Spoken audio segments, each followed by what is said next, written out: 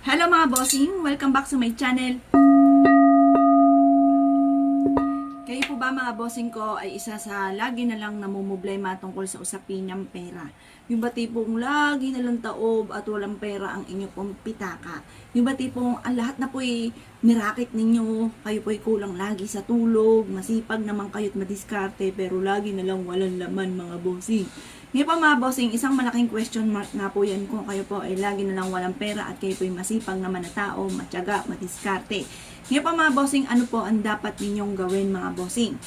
Ito pa mga bossing, basta kung kayo nanonood ng aking video at kayo po ay parang kinabog at nais po itong gawin, lumarga po kayo. Pero kung walang dating sa inyo, ayaw nyong gawin, huwag pipilitin syempre ang sarili dahil baka masayang lang effort mga bossing at mainis ka pa sa pampaswerte.